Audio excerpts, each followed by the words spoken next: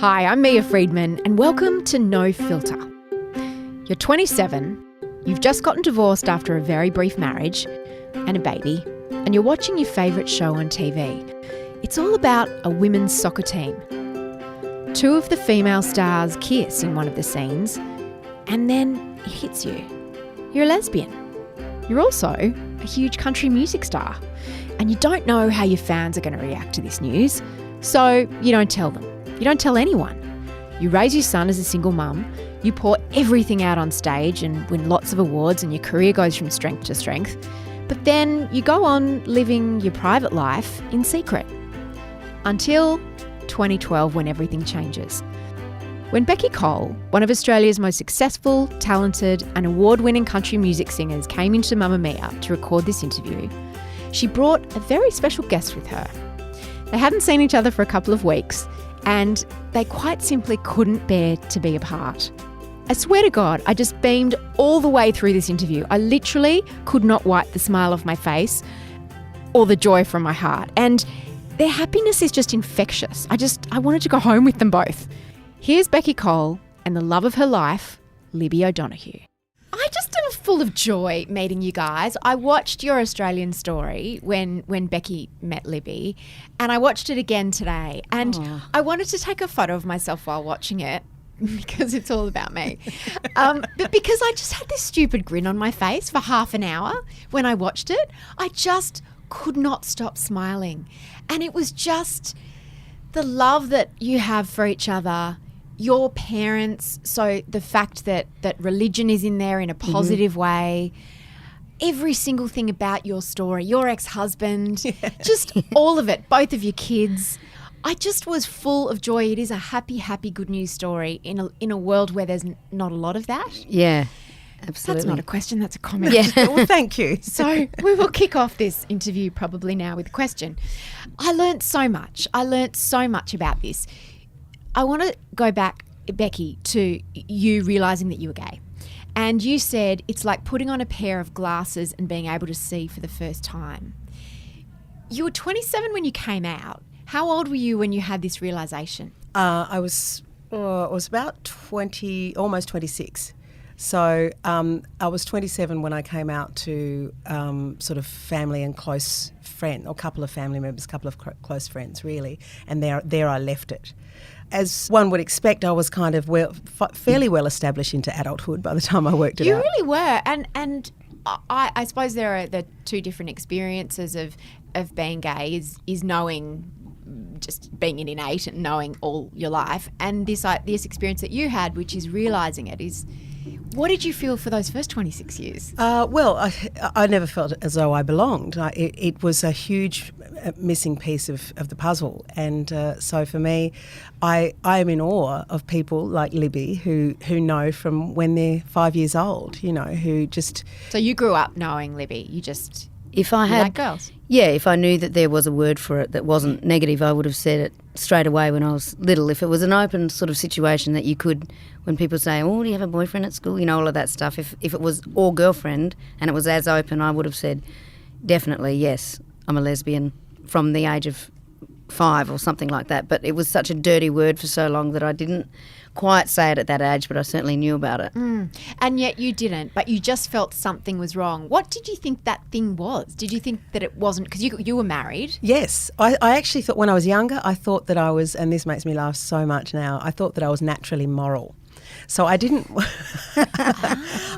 want to go out with boys, and I loved my music, and I played in my mum's band and every weekend from when I was 14. So when all the other girls were chasing boys and kissing them, from behind the soccer shed to, in the backs of cars, I thought I didn't want to do that because I wanted to be at a gig and playing music.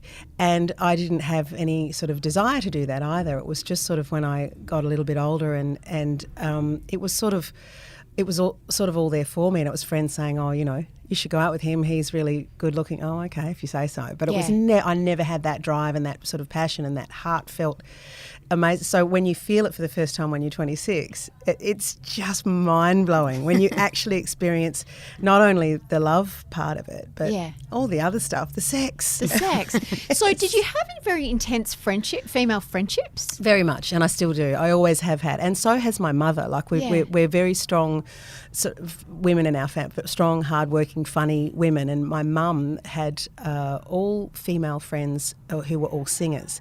So, and funnily enough, all of my female friends are all singers. My best friends, Casey Chambers and Gina Jeffries and Sarah Storr and all these great singers in my life. And I've always just got along so well with them, and we've always been incredibly close. So music almost, get in the way is the wrong way to put it, but music almost sort of obscured your true sexuality for a long time because you just thought you were consumed with music, maybe. Pretty much. Yeah. And so when you had this realisation, you were watching a movie about a female soccer team. And there was a sex scene, a kissing scene? It was a television program that I sort of got into without even realising. I'd sort of sit down and watch this on a Wednesday evening, and there was this sort of underlying storyline as it went. It was something different every week, but there's always this little thing between the goalie and the girl that played centre on the soccer team. And I'm sure there were 90% gay on that team. Really, it's a female soccer team in the UK at that point. Yeah. But they, I loved the story between them, and I was just, secretly egging them on, hoping that they were going. And of course, the last episode of that season, they kissed, and that was when I went dry in the mouth and my heart was thumping, and it was when I realised. And there had been other indications, but nothing. I guess I was ready for it at that point, and I kept pushing aside the indications. And I mean, from a young age of things like loving softball and loving Prisoner. Prisoner was so well, good. There were some sexy times in Prisoner. There were some good times. Yeah, there were some good times. It's so interesting, this idea of pop culture as awakening. Eddie Ayres, who is a trans man, talks about realising that he was trans when he was watching Boys Don't Cry. And that idea of you can't be what you can't see, because there were no, at the time, out women in pop culture. For you too, Libby, I imagine it was not, I mean, now teenage girls or younger, like 12-year-old, 13-year-old girls are saying, I'm a lesbian. Yeah. And proud and out and emulating various celebrities. But there wasn't that. There was no depiction of being gay, particularly being a lesbian in popular culture when you guys were growing up, was there? That's true. No. And that's why we say that coming out is so important at whatever level you're at. Certainly as far as celebrity status, but even outside that, people say, so many straight people say it's become cliche, we don't have to come out as straight. Why do you have to come out as gay? Because we're presumed straight until we do put our hand up and say... Straight is the default. That's right, the default setting. And when you think about people in regional areas of Australia who are isolated, who perhaps are the only gay in the village, they do need to look to pop culture, and they need to look to celebrities, and they need to look to people who perhaps visit those areas as well. And that's what I've been doing for 22 years. I travel around regional areas of Australia, and my biggest fear was that I would lose my audience because they've come out to see me, and I didn't want to let them down. So that's why I kept that part of me hidden for so long. And it was ridiculous, because it's the best thing I ever did, was to come out and say, you're all right with this? And they went, of course we are. In fact, wow, thank you, because, little Tommy down the road and my daughter and this one and that one. And so it was, honestly, it's the gift that keeps giving. There's this assumption, isn't there, or maybe it's not an assumption, maybe it's true, that people who live in rural Australia and people who like country music are much more conservative than your average Australian. You come from the musical theatre world and cabaret world, Libby, so I imagine that is a little bit more open in terms of sexuality. But is that the truth, Beccy, that country people are very conservative? I think I possibly fell into that way of thinking because of that assumption. But I know that how wonderful they are, and since coming out, how accepting. I would say almost 100% of them have been. I don't know of any negative feedback because they haven't wanted to articulate it to me, or they've just fallen off the face of the earth and we haven't heard from them since. But we live in a wonderful country, and, you know, when Australian Story went to air both times for us, the reaction has been so incredibly positive, and we really believe that that's a reflection on where our society is at, and we would just really love the government to listen as well. That's why I think I felt so proud and so joyful when I watched it, because there were all these old country blokes and old country women that were just, we love you too, you're fabulous, and the men are like, she's ace, nothing's changed. And you guys walking the red carpet together at the Tamworth Country Music Festival, and you said, I don't think a same-sex couple's ever done this before.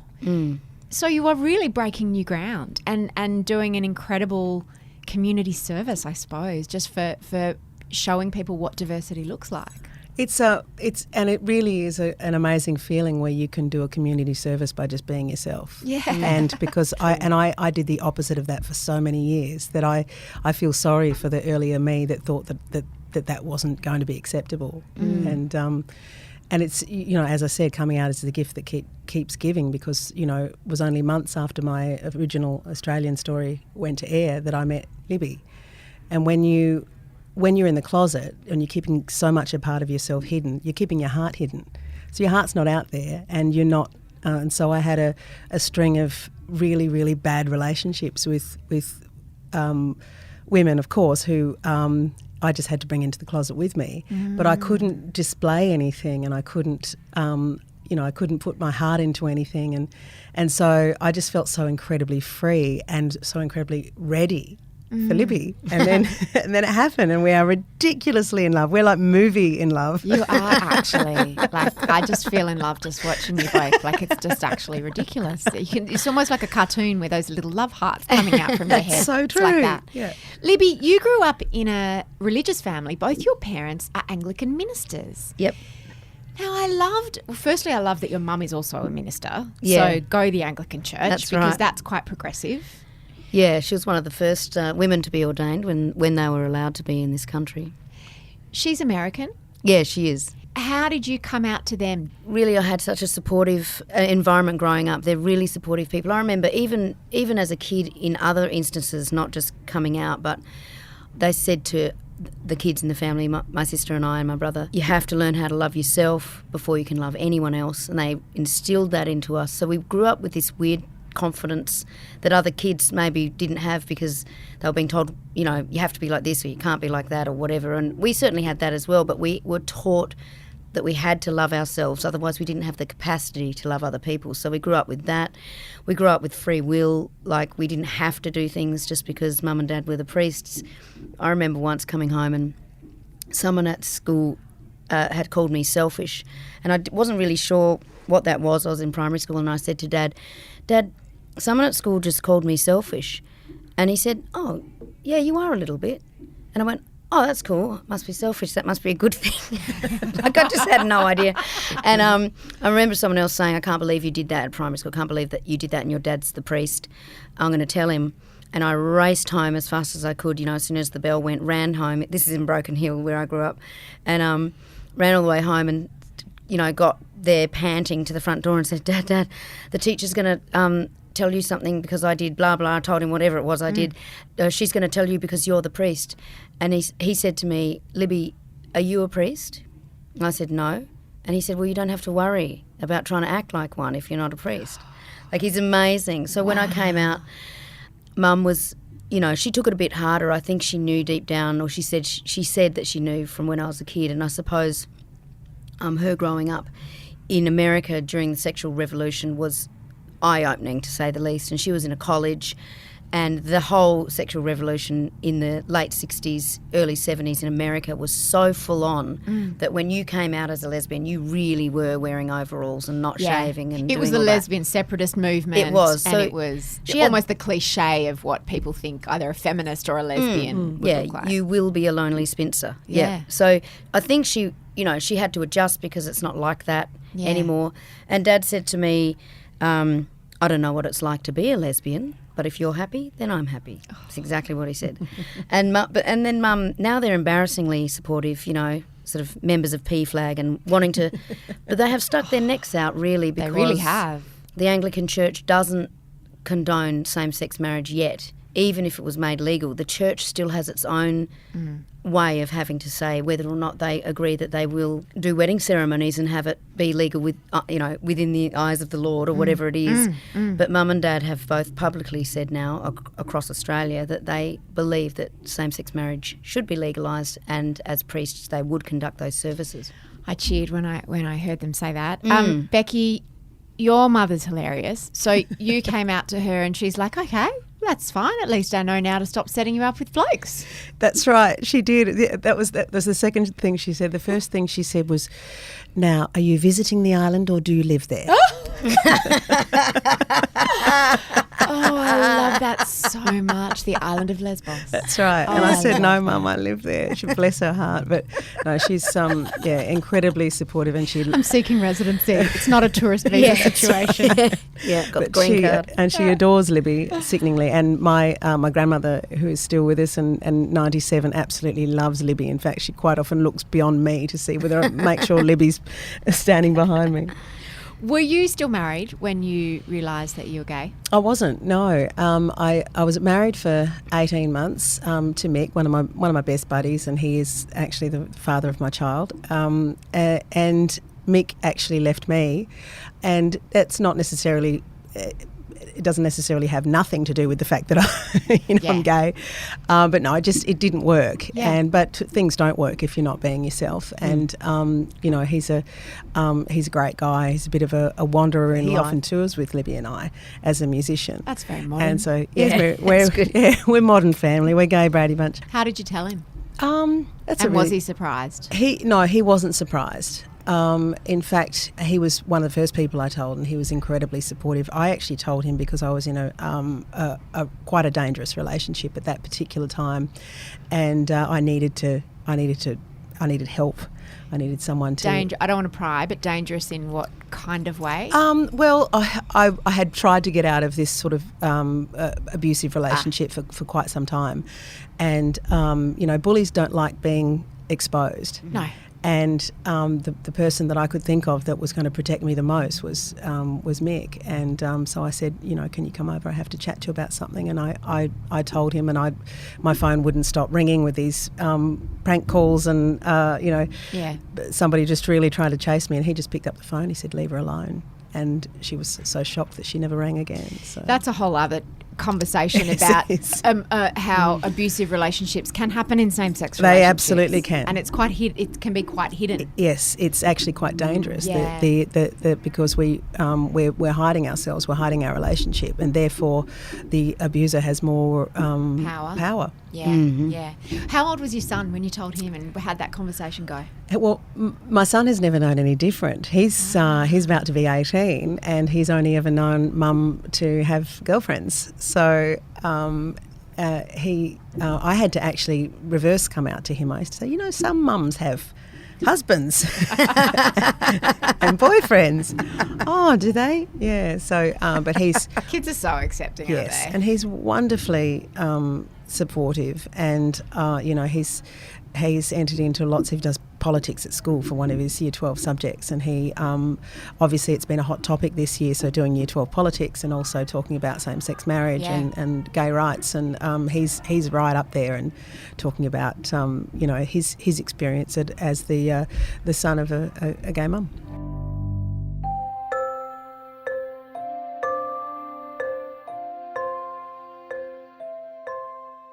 Now, I loved the reenactment on Australian Story of how you two met. I know, that was so You're funny. laughing. Was it funny to reenact? Well, it was. I find it.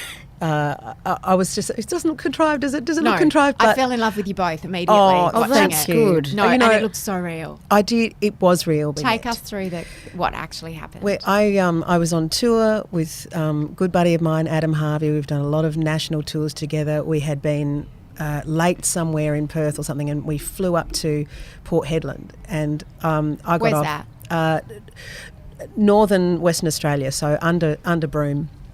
And I got off the plane and I had, last night's gig hair and really, really itching to get to the hotel and have a sleep before tonight's gig, And I just saw this amazing face smiling at me, and I just kept thinking, wow, she is absolutely gorgeous.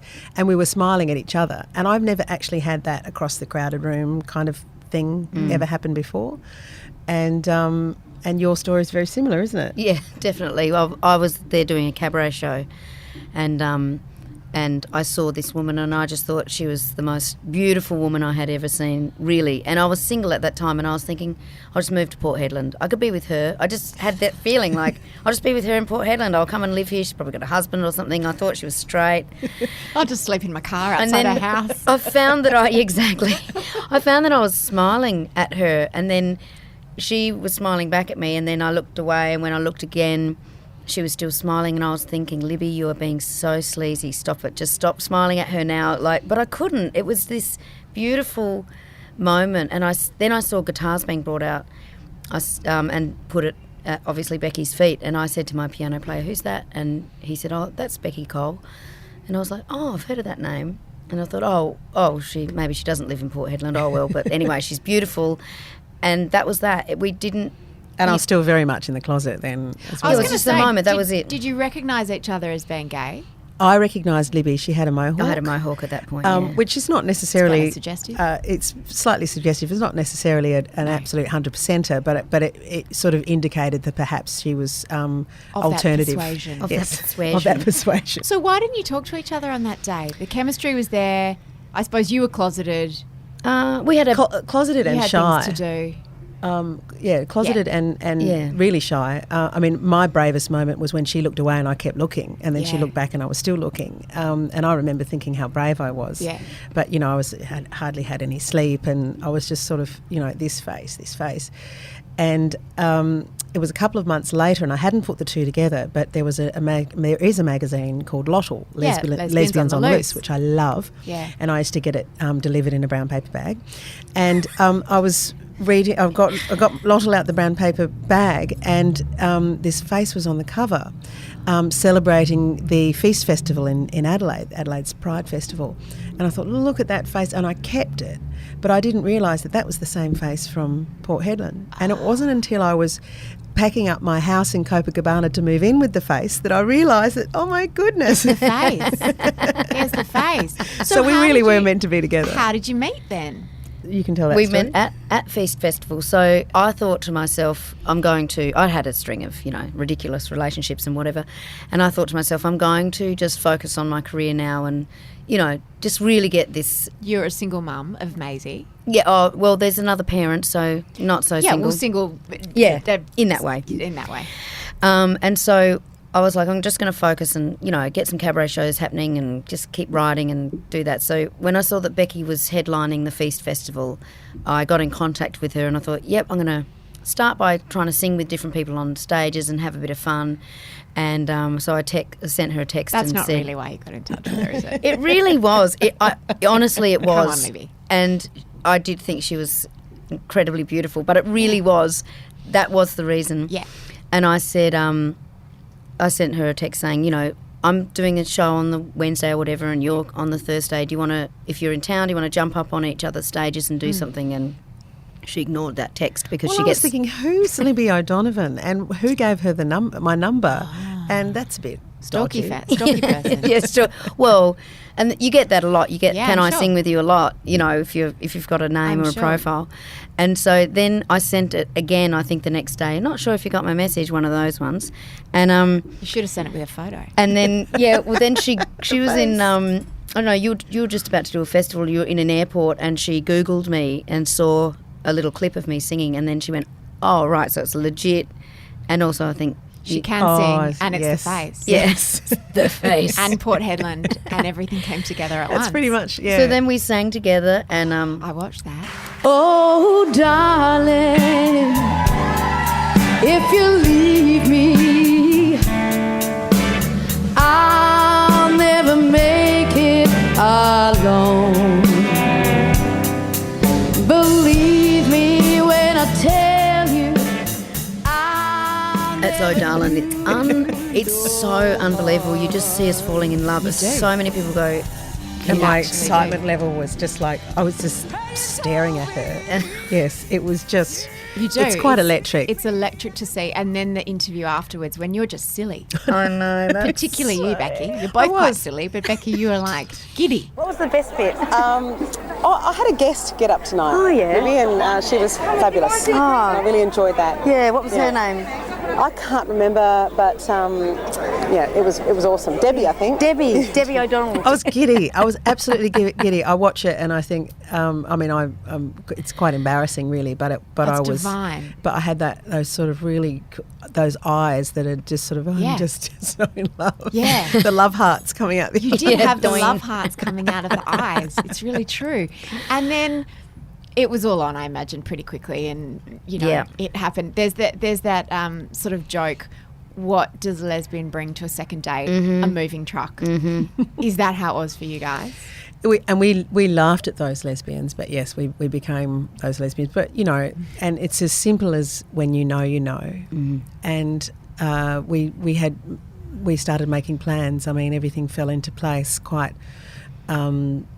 quickly because I'm originally from Adelaide. That's where Libby lives, and obviously she wasn't able to move because she co-parents in Adelaide.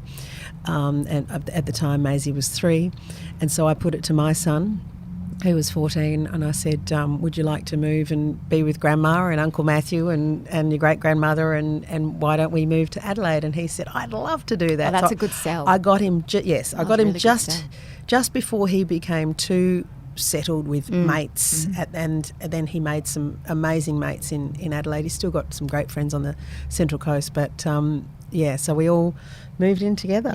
So your ex-husband is involved Yes. in your work life, and obviously he sees your son. That's right. Your ex-partner's on the scene, Maisie's other mother. Yep. Is it complicated? Oh, look, it doesn't seem complicated because we're in it and we navigate it Yeah. as well as we can. It's one of those things where you have to think of everybody involved and whether these kind of big decisions are going to be okay with everybody. But I've always said to Libby, we are fair and decent people. We really are, and we consider everybody in the mix of things, and so I think if you're like that and you're not selfish and you're not looking out for number one, you're sort of looking out for everybody involved, and fairness and decency have to be the what we live by. How is working and being in a relationship together? Tell me about that. How's that to navigate? I never used to prefer that. I would always want time on my own. I want some space. I love being on tour because I got to get out, all of that. But we spend ridiculous amounts of time together. Like we just did a trip to South Africa, followed by the cruise from Vancouver to San Diego, all in this one sort of month-long space where we were in confined spaces, touring and singing and, hosting and things like that, but in confined space 24/7 for an entire month. And we got back home and it was like, normally you would think I might go catch up with some other friends or I might do that. And we're just ridiculously in love and just love being with each other. It works. I do certain things on the road and often Becky is being Beccy Cole, but it just works. And at home it's the same. Like we've been together 4 years. I have not cooked once in 4 years, for example. That's brilliant. You're my favourite. She's my favourite because I don't cook. Well, exactly. I relate to that. I don't cook either. Oh my goodness! I'm you have to know your strengths and weaknesses. I love it. I love creating. That's that to me is being artistic in the kitchen, and we're a vegetarian household. I love the challenge of that, and and I love cooking on the road as well. I love Oh, she's brilliant. I can heat something up with boiling a billy and making some damper. More heating up a toasted sandwich with a GHD. Oh my God, that is genius. She's so good. We often send pictures of what Becky's cooked in the accommodation and send it to the other band members after, and they're like, "Oh no, what? Don't do that." Can I? Is there an Instagram account I can follow? Because I want to see that GHD toasty. It's so good. The secret is having a roll of baking paper in your suitcase. Then you can do anything. You can do anything. You can use the iron. Yeah. Wow, I thought the iron was just for hair. No. Or killing spiders. Hey, you said in the first Australian story that you wouldn't get married again. And then you changed your mind. Tell me why and how you guys got engaged. Okay, well, firstly, I thought that I wouldn't get married because I had done it and I had married incorrectly. And it was just so easy. They just let me just marry this wrong person. And it just seemed wrong then to think that I would front up and do it again. So without knowing that Libby existed, I just said, no, I'd never do it again. I'll have a lovely relationship one day. I'm not denying that might happen, but I don't need to get married. And Libby was aware of my feelings and had sort of hinted a couple of times, well, I would. And she said, I've never done it. I've never done it. And that's not, that's not fair. And I'd get married. I'd marry you. And I didn't really react too much to it, apart from every now and then I'd say, well, you know how I feel about it. And we don't need to go down that road. But I was thinking about it more and more. And then I realised what a wonderful system it is, marriage, and what a wonderful and how lovely it would be to be able to do that. And then, of course, when you're in that way of thinking, the injustice of not being allowed to do it, it's a tragedy. And so it only made me want it more. So Libby had no idea that I started this new way of thinking, and on her 40th birthday earlier this year, I bought a ring. And I got up and made a speech. Now, I'm really shy. People don't expect this of me. I do actually, I love being on stage and I love doing my show. But outside that, I'm the quiet one at the party, and I'm very happy to be. Unless I've had a few drinks and someone hands me a guitar, then I'm on, Yeah. But I was determined to make this speech because I wanted to say to all of our family and friends that were at Libby's 40th, I wanted to welcome them to our home, which we hadn't done yet. We hadn't had a sort of housewarming. I wanted to tell them how the house is just full of kindness, and I hope that they get a feeling of the love that's in this house, and not just the kids, but the animals, and just the bits and pieces that we've done to the house and the garden, and we have it just the way we like it. It overlooks the area that I grew up in, the hills of Adelaide, and it really is beautiful. So, and I said, in front of you all, I just want to say how much I love her, and I said to Libby, if they let us, will you marry me? And she was shocked. Totally shocked. I was like crying immediately, couldn't believe it, because her stance was no, she wasn't going to get married again. I kept saying things like, yeah, but if you ask me, I'd say yes. I'm just letting you know, you get a pretty safe bet here. And I just thought it would never happen, and I just come to terms with it, going, oh, well, that's fine. I'm not that kind of partner that would pressure someone into something, I think. But it was important for you. Why did you want it? Why did I want to? Yeah. I had never, ever wanted to before I met Beccy. I wanted to because I was with the right person. So before that, I fought for marriage equality, and I would openly say I absolutely want to have the choice to say no, I don't want to get married. Or, of course. I just want to have the choice. I think it's unfair I don't have the choice. But since being with Beccy, I wanted the choice to say yes. And with my parents being priests and things like that, and they would certainly give their blessing for that, and they would, I've got ready-made priests ready to do the service, How's that? Most people can say that. Most marriage proposals don't include the phrase, if they let us, or if we're allowed, unless, you're a 16-year-old or a 14-year-old trying to promise your little best friend that you want to get married. That really upset me and really hit home so much about the injustice of two consenting adults who are in love, who have a family, not being allowed to do something that straight people are allowed to do. Straight people don't have to ask anybody. Yeah. And you're not allowed to have the same rights that I have. And that's disgusting. Yeah, look, I think it is in this day and age. We've come so far with equality in so many areas, and yet this one, it is a no-brainer, and it feels it's disappointing that that politics is being played with this matter. Yeah. I have a dear friend, a best friend, Kirsty, who won't marry her. She's finally found the man of her dreams, and she won't marry him because I can't get married. And I think that's the most beautiful thing in the world. But she says, why should I when you can't? And she said, I don't want to make you sit through that, because she said, of course you'd be bridesmaid and you'd be sitting there going, and it is sometimes, we obviously get asked to sing at weddings and stuff, and it is sometimes your heart sinks. You go, we want this. We actually want this now. And but you're not allowed. We're ready. You don't have the same rights. Yeah, and the most insulting part of it is the argument about kids.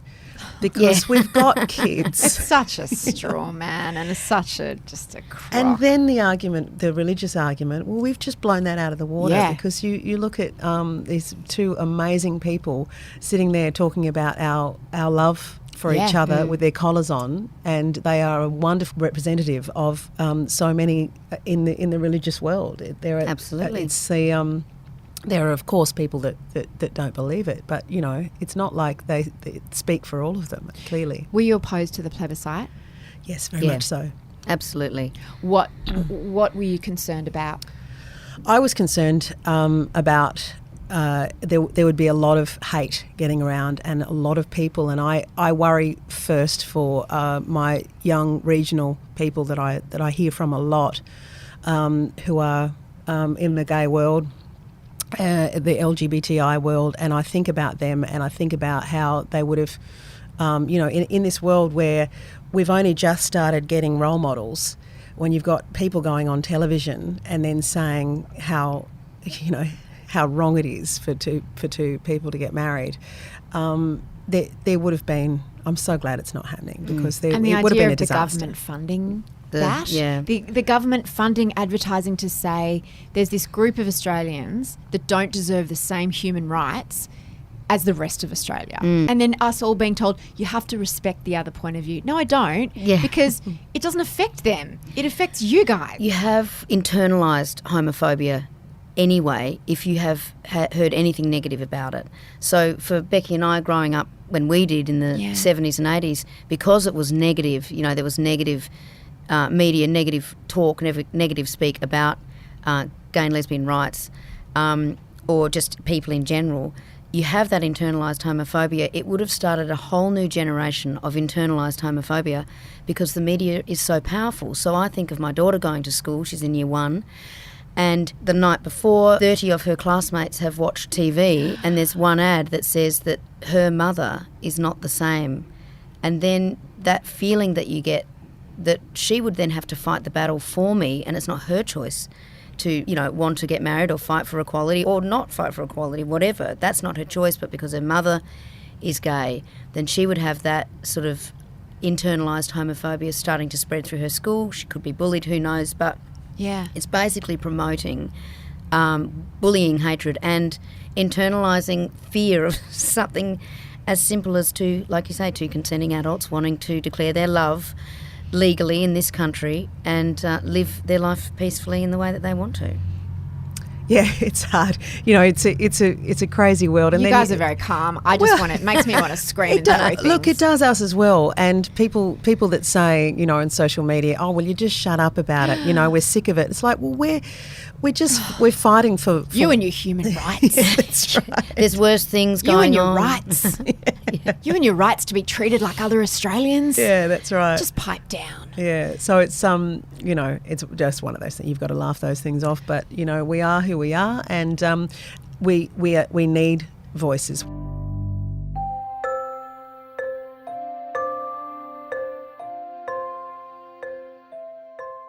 As a straight woman, what is the best way for me to lend my support?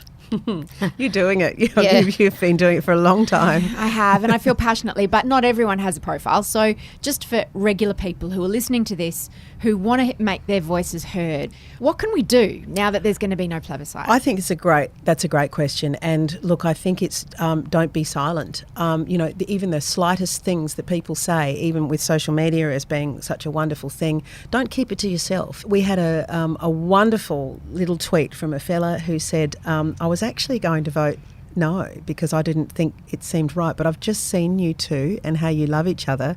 He said, I've just punched the air, I'm going to vote yes. And so this is one fella. Yeah. And he wasn't homophobic, he just thought it wasn't quite right because of the way he was brought up or whatever. And I'm not against that fella at all, especially because he watched our episode of Australian Story, saw how it works. Yeah. You know, we put this human face to it. No danger to society No here. danger to society.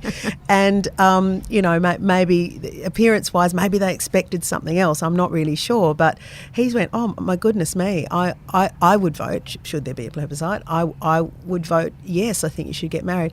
So I think that's an example of, you know, don't let this internalised homophobia or the natural way that you have been thinking that you need to have a laugh at gays or whatever, just say yes. Yeah. One of the keys here is visibility.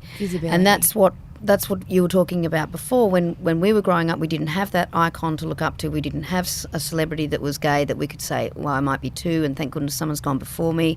I mean, I think we can all remember, you know, when Professor Karen Phelps came out, and I personally remember going, and she's a doctor.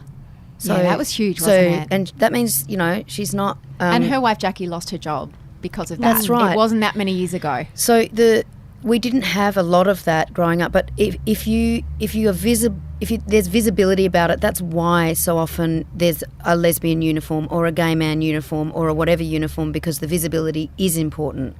It does help you work out what's going on. So if you see a whole bunch of friends and they've changed their profile photo to, you know, the rainbow colours, then that's a visible representation of support, which I think is great. Every show we do, no matter where we are around Australia, you know, the most remote parts of Australia where you would assume that maybe there could be no gay people or the only gay in the village, every single show we have people coming up to us and whispering in hushed tones, thank you so much, you have no idea what you've done, I've been with my partner for 20 years, or my son's gay, my daughter's gay, I've just realised I'm gay. We have that every single show. And don't ever be afraid if you are someone who is not gay or doesn't identify as gay, but you know someone who's gay, or you have a question about it, you should just ask.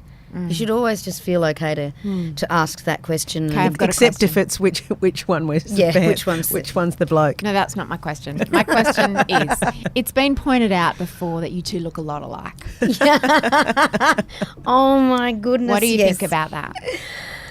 I think we're possibly we're narcissists if that's true. And look, it has to be true if so many people have said it. Do you see it? I don't. No. We did a face swap once, and that was a bit scary. Is it like having sex with yourself? No, because hang on, Libby's 5 foot and I'm 5'8". Yeah, but everyone's the same size lying. Everyone's the same height lying down. Doesn't matter. We're both blonde and we both smile a lot. But if you saw, and you've got the same colour eyes. Same. No, you're green. And I'm blue. green. She's blue. But if you saw Libby and her sister together, I wouldn't get a look in. No, you know, I don't look anything like the family. So I don't. I mean, we are so close that we don't see the similarity, I suppose. But yes, people say it all the time, and we often get, "Are you two sisters?" And then you need to say, "No, we're just really vain." Yeah, we're just in love with our own image. Hey, you're just heroes for what you're doing for everyone, but particularly for the LGBTI community and for visibility and for diversity and just for women and everything. Thank you. Oh, great. And thank you. I just love you both. Oh, those two are just the best. You can buy Beccy's autobiography, Poster Girl, by going to apple.co/Mamamia. And you'll also find all of our shows in one place and any books written by the many Mamamia team and the guests that we have on No Filter and our other 16 podcasts. If you enjoyed this podcast, please leave us a 5-star review. That would just be so helpful because it's the way that more people find out about the podcast, and that really helps us to keep making more episodes. Sick of scrolling through all the other podcasts to get to ours? Me too. So download the Mamamia podcast app. It puts all of our shows in one easy place. And we sometimes drop special little extra morsel goodness things in there. If you want to suggest a guest or just ask me a question or give us some feedback, call the pod phone on 02 8999 9386. Today's show was produced by the incredible Eliza Ratliff for the Mamamia Women's Network. The executive producer of podcasts is Monique Bowley, and the head of entertainment is Holly Wainwright.